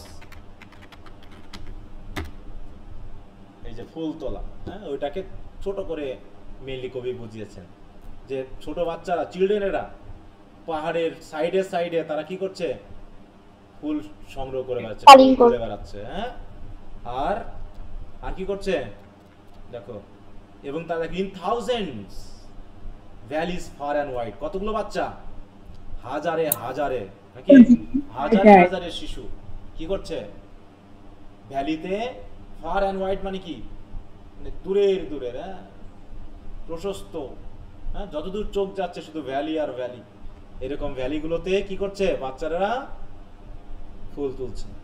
দেখো ফ্রেশ ফ্লাওয়ার্স, এই দেখেন এই কালিং ফ্রেশ ফ্লাওয়ার্স, এটা মেইনলি এখানে সাবজেক্ট ভার্বের সম্পর্ক। হ্যাঁ, the children are culling fresh flowers কোথায়? on every side of 1,000 valleys far and wide। এরকম ভাবে সেন্টেন্সটা কবি নিজের মতো করে সাজিয়ে নিয়েছেন রিদম রাইম মেলানোর জন্য। অন্যদিকে কি করছে, while the sun shines warm, ওদিকে সূর্য, হ্যাঁ, উষ্ণ আলো দিচ্ছে, and the babes lips on its mother's arm, আর ওদিকে ছোট বাচ্চারা খুশিতে তাদের মায়ের কোলে তারা কি করছে লিপস আপ করছে। লিপস আপ মানে কি আনন্দে খুশিতে লাফালাফি করে নাকি? হ্যাঁ, মায়ের কোলে, মাদার সামস মানে কি মায়ের কোলে। আমি সব শুনতে পাচ্ছি, আই হেয়ার উইথ জয় আর হেয়ার। হ্যাঁ, অতএব আনন্দে আমি এই সবার আনন্দ শুনতে পাচ্ছি। দেখো কবি এখনো সে আনন্দ নিয়েই আছে, হ্যাঁ, যে সবাই আনন্দ করছে আর আমি শুধু গোমরা মুখে আছি, যদিও এখন আমি তাদের আনন্দের সাথে যুক্ত হয়ে গেছি, এটা বলতে যাচ্ছে। ঠিক আছে তো? মানে আনন্দ করছে প্রকৃতির কি কি এলিমেন্ট, প্রত্যেকটা এলিমেন্টকে তিনি এখানে কি করছেন স্মরণ করছেন, রিমেম্বার করছেন। হ্যাঁ, তা হচ্ছে and the babe lifts up on his mother's arm, I hear with joy I hear। হ্যাঁ, এবার আবার দেখো সেই মনে করছে, হ্যাঁ, আবার চলে যাচ্ছে সেই অতীতে। but there is a tree of many one, হ্যাঁ, বলছে অনেক গাছের মধ্যে একটা গাছ আছে, a single field, হ্যাঁ, which I have looked upon, যার দিকে আমি তাকিয়েছি। হ্যাঁ, যে এত গাছ চারিপাশে, তার ভিতরে একটা গাছ আছে, একটা সিঙ্গেল ট্রি আছে, একটা সিঙ্গেল ফিল্ড আছে, ঠিক আছে তো? which I have looked upon, both of them speak of something that is gone। হ্যাঁ, এই ফিল্ড আর ওই গাছ তারাও জানো আমার সাথেই সুর মিলিয়ে তারাও জানো বলছে কি বলো, যে সামথিং কিছু জানো একটা হারিয়ে গেছে। আনন্দ এখনো আছে, সবাই আনন্দ করছে, কিন্তু শুধু আমি না, কবি বলতে যাচ্ছেন এই প্রকৃতির মধ্যে সবাই হয়তো আনন্দ করছে, কিন্তু কিছু না কিছু আছে, হতে পারে কোনো একটা গাছ, কোনো একটা ফিল্ড আছে, যারা হয়তো আমার মতো করেই ফিল করছে যে সামথিং দ্যাট ইজ গন। হ্যাঁ, কিছু যেন এই পৃথিবী থেকে হারিয়ে গেছে। ঠিক আছে? এমনকি the pansy at my feet, pansy মানে বুঝো তো? পানসি ফ্লাওয়ার, হ্যাঁ, এটা এক ধরনের কি ফুল, হ্যাঁ, ছোট ছোট ফুল, এই যে এই ফুলগুলো, হ্যাঁ, এই ফুলগুলো আমার পায়ের নিচে যে এই ফুলগুলো আছে, সেই ফুলগুলোও যেন বলছে কি একই কথা। হ্যাঁ, দেখো the pansy at my feet doth the same tale repeat. Same tale মানে কি গল্প, রিপিট মানে কি বলা, ওই তারাও ওই একই গল্প বলছে। কোন গল্প বলছে বলো? কিছু একটা হারিয়ে গেছে। সামথিং দ্যাট ইজ গন, যে কিছু একটা হারিয়ে গেছে। তা হারিয়ে গেলটা কোথায়? Whether is fled the visionary Glim. তাহলে ওই যে ভিশনারি যে গ্লিম, হ্যাঁ, মানে স্বপ্নের মতো যে আলো বা এই যে সেলেস্টিয়াল যে লাইট, সেটা গেল কই? হ্যাঁ, কোথায় গেল? হোয়ার ইজ ইট নাও? সেটা কোথায় এখন তাহলে? The glory and the dream. তাহলে ওই যে তিনি যে প্রথমেই যে গ্লোরি এবং ড্রিমের কথা বলেছিলেন, the freshness of a dream, হ্যাঁ, the visionary or the celestial light, তা সেটা গেল কই? কোথায় সেগুলো এখন তাহলে? হ্যাঁ, সেগুলো গিয়ে কোথায় দাঁড়িয়েছে? সেই গ্লোরি, সেই ড্রিম, সেগুলো এখন কোথায়? এই কথা শুধু কবির না, নাকি? এই প্রকৃতির কিছু না কিছু এলিমেন্ট আছে, ছোট ফুল হতে পারে, ছোট গাছ হতে পারে, বা ছোট কোনো প্রাণীও হতে পারে, তারাও হয়তো এই একই গল্প তারাও রিপিট করছে বা বলছে যে কিছু জিনিস যেন পৃথিবী থেকে হারিয়ে গেছে। বুঝতে পারছো? জি স্যার। আচ্ছা, কারো কোনো সমস্যা আছে এখানে? থাকলে বলো। না স্যার।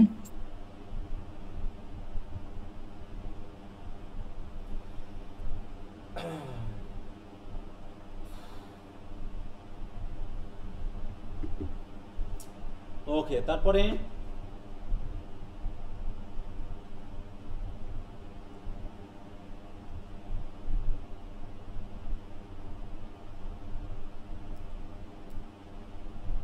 কি মিস হলো নাকি কোনো? ঠিক আছে, জি স্যার, মিস হইছে। লাইন কি মিস হয়েছে? এটা কত থেকে কত? 57 স্যার। থেকে।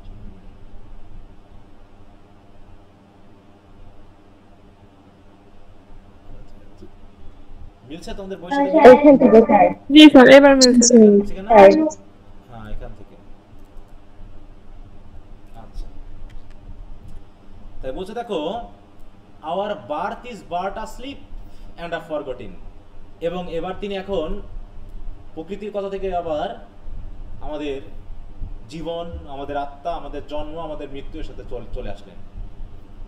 যে জীবন নিয়ে এত উত্তেজিত হয়ে লাভ কি, এটার কথা। হ্যাঁ, কবির মতে আমাদের জন্মটাই একটা ঘুমের মতো।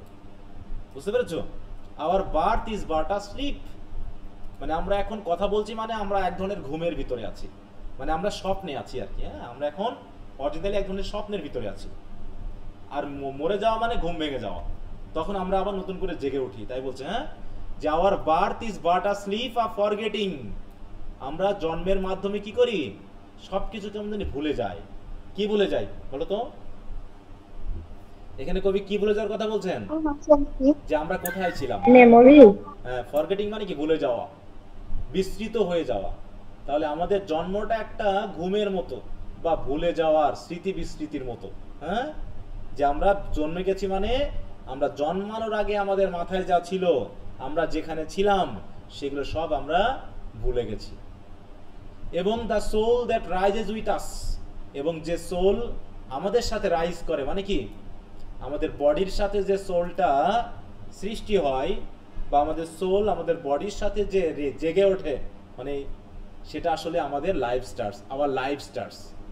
লাইফ স্টার কাকে বলা হচ্ছে বলো? সোলকে। সোলকে বলা হচ্ছে আমাদের লাইফ স্টার। এ স্টার আজকে এখানে জ্বলছে, তো আরেকদিন গিয়ে ওখানে জ্বলবে। যেমন এখন আমাদের এখানে রাত, তাহলে অন্য কোথাও দিন। আবার যখন আমাদের এখানে দিন, তখন কি পৃথিবীর ওই প্রান্তে কি বলো? রাত। তাহলে সে আবার কোথাও না কোথাও উঠেছে। তাহলে আমাদের আত্মাটা ঠিক এইরকম, হ্যাঁ, যে আমাদের বডির সাথে আপাতত যে আত্মাটা, সেটা একটা লাইফ স্টারের মতো। আমরা যখন ঘুমিয়ে মানে মারা যাব, তখন আবার সে অন্য কোথাও গিয়ে জেগে উঠবে। তাহলে অন্য বডিতে যখন জেগে উঠবে, তখন সে আমাদের এই বর্তমান বিষয়টা সব ভুলে যাবে। তাই বলছে our birth is but a sleep and a forgetting, the soul that rises with us our life star. সে কি করেছে? হ্যাথ, দেখেন, hath had elsewhere is setting. তাহলে যে স্টারের লাইফ স্টারের কি ছিল? সেটিংটা অন্য কোথাও ছিল। যেমন আমি বলছি না যে আজকে যে তারাটা আমরা এদিকে দেখতে পাচ্ছি, সেই সেটিংটা হয়তো এই আমরা যখন দিনে ছিলাম তখন অন্য কোথাও ছিল।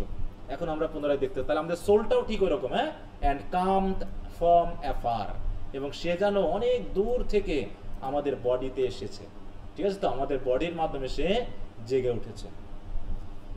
তবে এই পর্যন্ত বুঝতে পারছো সবাই কি থিওরি বলতে চাচ্ছেন তিনি? বলো, এটার একটা মিনিং আছে, বুঝতে পেরেছো? Prenatal existence.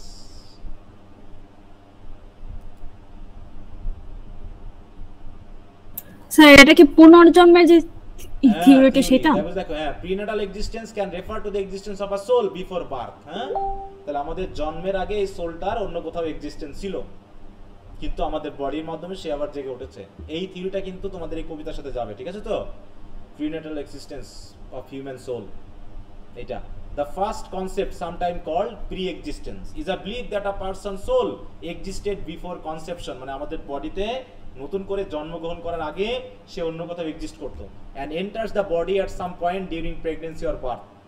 The second biological concept refer to the period from conception to birth when a fetus develop and is development on the mother for survival. তার মানে একটা শিশু, মানে একটা ফেটাস যখন, একটা ভ্রূণ যখন জন্মগ্রহণ ডেভেলপ করা শুরু করেছে, তখন ওই সোলটাকে যেন সে টেনে নিয়েছে কোথাও থেকে, যেখানে সে আগে ছিল সেখান থেকে একটা সোল সে ঢুকিয়ে নিয়েছে, বুঝতে পেরেছো? এবং সেই সোলটা বডির মাধ্যমে কি হচ্ছে, পুনরায় সে রাইজ করছে এবং পৃথিবীতে ফিরে আসছে, আমরা মানে পৃথিবীতে আসছি, আবার মারা যাওয়ার মাধ্যমে এই সোলটা আবার তার আগের অবস্থানে ফিরে যাবে, বুঝতে পারছো? কিন্তু এই জন্মের মাধ্যমে এই সোল কি করে, আগের যে এক্সিস্টেন্স ছিল সেটা সে কেমন করে, ভুলে যায়, হ্যাঁ, স্লিপ এবং ফরগেটিং। কিন্তু কবির মতে সে কিন্তু পুরোপুরি ভুলে যায় না। দেখো, not in entire forgetfulness, not in utter নেকেডনেস, মানে কি, যে সে যখন পৃথিবীতে এসেছে তখন কিন্তু আগের এক্সিস্টেন্সকে পুরোপুরি ভুলে যায় না।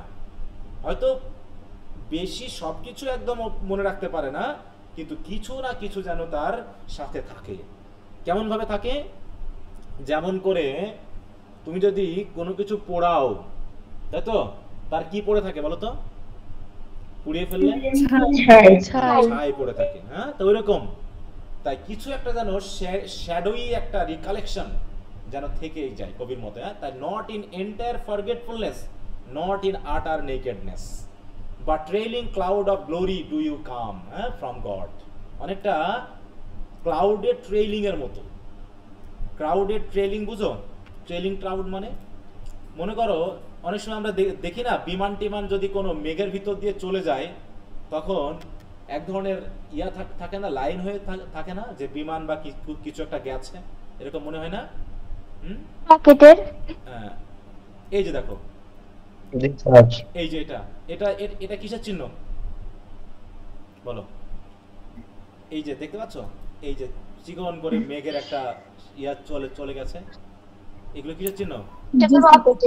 রকেট বা বিমান, তাই না, যেগুলো মেঘের ভিতর দিয়ে যায়, এগুলো বলে ট্রেইল, হ্যাঁ, মানে হালকা একটা আভা থাকা, হালকা চিহ্ন থাকা যে কিছু একটা এখানে ছিল, এটা বলে ট্রেলিং। এই যে এগুলো হচ্ছে কি ট্রেলিং ক্লাউড। তার মানে কি, মূল ক্লাউডটা ডিসপার্স হয়ে গেছে, ক্লাউডের কিছু অংশ এখনো আবছা আবছা ভাবে কি আকাশে ভেসে বেড়াচ্ছে, এইটাকে বলে হচ্ছে ট্রেলিং ক্লাউড। ঠিক ওই ট্রেলিং ক্লাউডের মতো ওই হেভেনলি গ্লোরি নিয়ে যেটা দেখ বলছে, হ্যাঁ, but trailing clouds of glory do you come from God who is our home.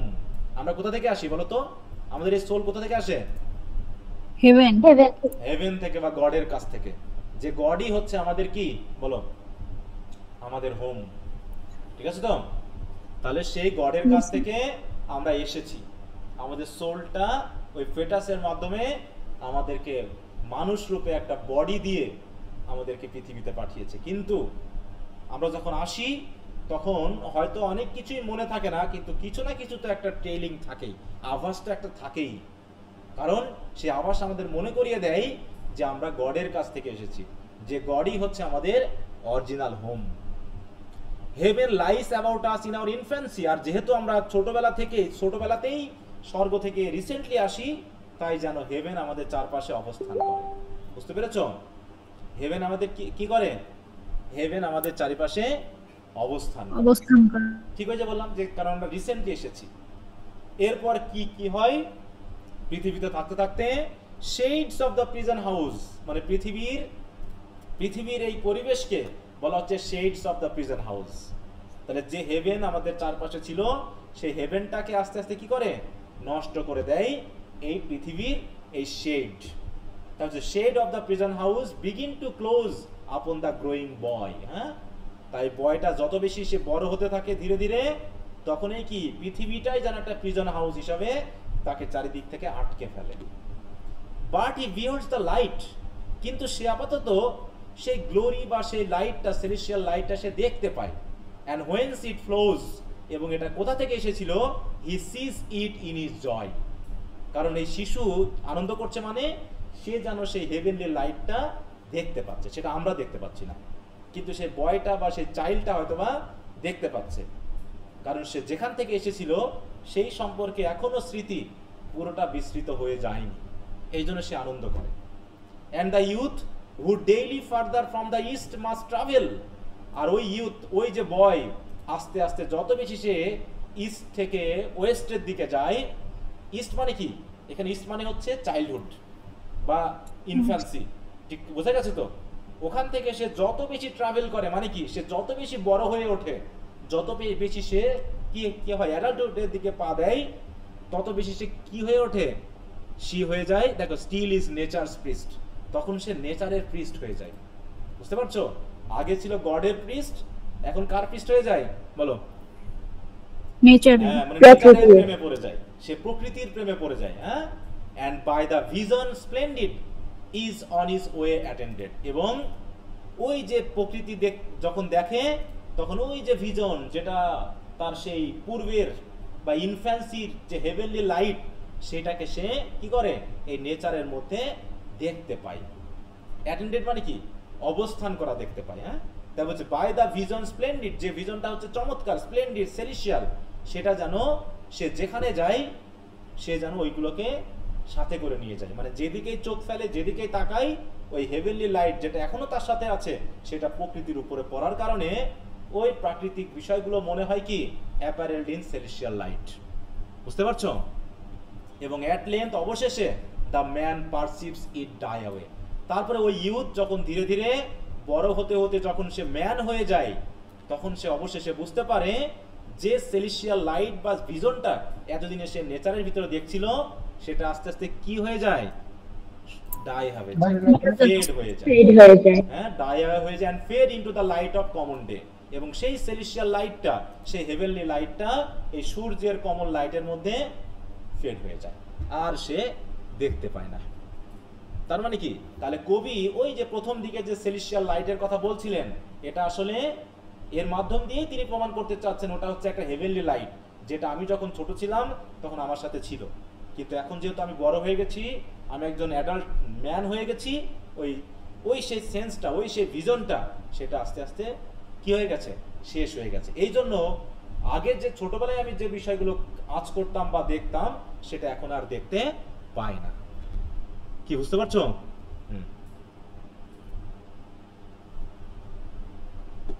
কি সমস্যা বুঝতে, নাকি নেটের সমস্যা? না স্যার, বুঝতে পারছি। আচ্ছা, ওকে, তাহলে আমরা মোটামুটি কত 76 লাইন পর্যন্ত পড়লাম। তোমরা এগুলো আবার একটু রিভিশন দিবা, আশা করি আগামী দিন আমরা শেষ করতে পারবো, আগামী ক্লাসে আমরা শেষ করব, ঠিক আছে?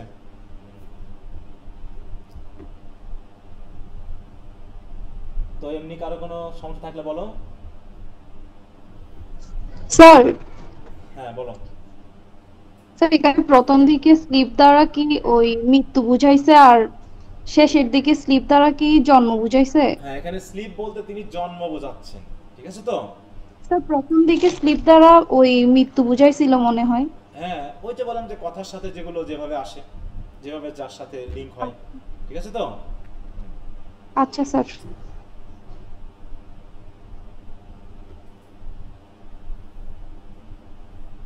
এখানে লেখা আছে, এগুলো পড়লে ভালো করে বুঝতে পারবা যে আসলে কোন সেন্সে কখন কোনটা ইউজ করা হয়েছে, ঠিক আছে?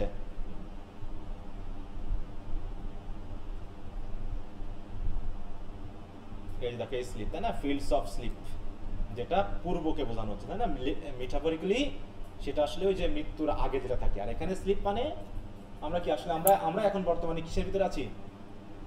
ঘুমের ভিতরে আছি, তাই তো? আমাদের সোল একটা ঘুমের ভিতরে আছে, এটাকে মেনলি বোঝানো হচ্ছে।